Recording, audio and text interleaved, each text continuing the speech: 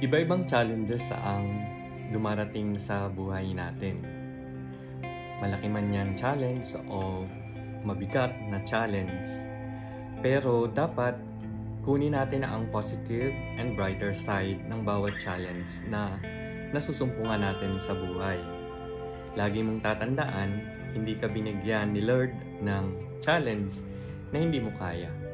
Kasi inihahanda ka lang ni Lord para sa ganon, sa kinabukasan na sa ngayon ay hindi mo nakikita. There is something better and there's something nicer na masusumpungan mo kung matututunan mo lamang i-accept ang bawat challenge na dumarating sa iyong buhay.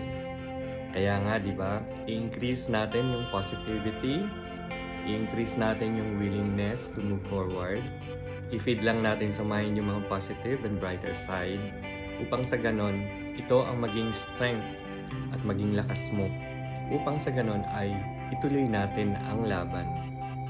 So, Ricky D. Life Coach.